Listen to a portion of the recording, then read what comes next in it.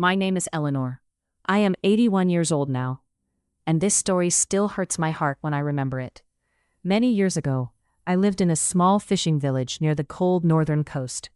My husband and I spent our lives working beside the sea. We owned 2 fishing boats, a small wooden house, and enough land to grow vegetables behind the cliffs. Life was never easy, but we worked honestly. When my husband died during a winter storm, everything changed. The sea became silent to me. The house felt empty. Only my son Daniel and his wife Clara lived with me then. At first they were kind, but slowly, kindness disappeared. Daniel stopped going to the harbor, he slept late, and spent hours sitting outside drinking and complaining about life. Clara cared only about money. She hated cooking, cleaning, or helping anyone. Every day they argued about bills and blamed each other for their problems. I stayed quiet. I did not want conflict inside my home. My hands had become weak with age. Walking hurt my back. Still, I woke up early every morning to cook soup, wash clothes, and feed the chickens. One evening during a heavy storm, I heard them speaking in the kitchen. "We cannot survive like this," Clara whispered angrily. Daniel sighed. "Then what do we do?" She answered coldly, "Your mother must leave. We can sell this house and start over somewhere else." My heart froze. I stood silently behind the hallway wall, listening to every word. The next morning, rain fell heavily outside. I walked slowly into the living room and saw my bags near the door. Daniel would not even look at me. Clara crossed her arms and said, "You need to find another place to stay.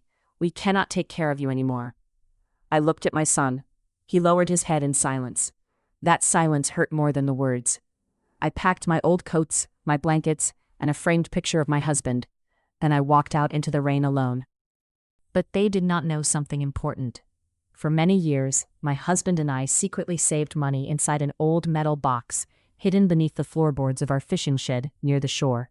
We had planned to use it for emergencies. That night, while the village slept, I returned quietly to the shed.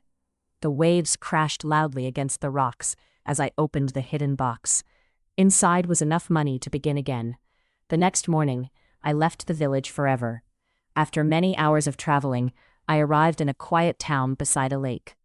An elderly couple recognized me from years ago when my husband sold fish in the market there. They welcomed me warmly. They gave me tea, fresh bread, and a small room to rest. For the first time in months, I felt safe. A few days later, I bought a small cottage near the lake. It was old and damaged, but the view was beautiful. Neighbors helped repair the roof and paint the walls. Slowly, the cottage became a warm home again. There was also a young man named Oliver who lived nearby. He was kind, respectful, and hardworking. Every morning he helped carry water, repair fences, and cut firewood for me. He never asked for money. He simply said, "No one should grow old alone." Those words touched my heart deeply.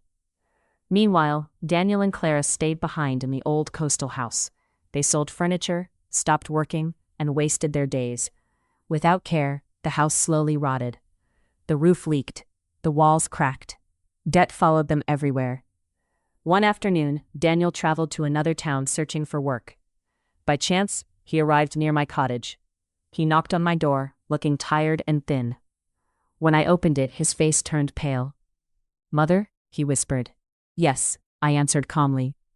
He stared at the clean garden, the repaired cottage, and the peaceful lake behind me. "I need work," he admitted quietly. "We have nothing left." For a long moment, I said nothing. Then I replied, "You may work here under one condition. Clara must never know where I live." He agreed immediately. From that day forward, Daniel worked on my property. He repaired fences, cleaned the yard, and helped fishermen near the lake. Every evening I asked gently, "How is your wife?" He always answered the same way. "She waits at home." But secrets never stay hidden forever. One morning, Clara followed him. She arrived at my cottage furious. "You abandoned us while living like this?" she shouted. I remained calm. "No," I said softly. "You abandoned me." Her face hardened with anger. "This house should belong to us." I looked directly into her eyes. "When I was old, weak, and alone, you threw me into the rain without mercy. Now you come back only because you see comfort." Clara demanded money. She demanded the cottage. She demanded everything, I opened my purse, handed her a few small bills, and quietly closed the door. That was all she received from me. Months passed. Daniel continued working honestly. Slowly, he changed. Hard work softened his heart. He spoke less and helped more. Sometimes I saw guilt in his eyes when he looked at me. But Clara never changed. She remained greedy and bitter. As my health worsened, I began thinking about the future. One evening I sat beside the lake with Oliver and watched the sunset reflecting on the water. Then I made my decision. I visited a lawyer the next week. In my will I left the cottage, the land, and all my savings to Oliver, the young man who helped me when I had nobody. Not to my son, not to Clara, to kindness. A few months later I passed away peacefully in my sleep. When Daniel and Clara arrived after hearing the news, they expected to inherit everything. Instead, the lawyer handed them my final letter.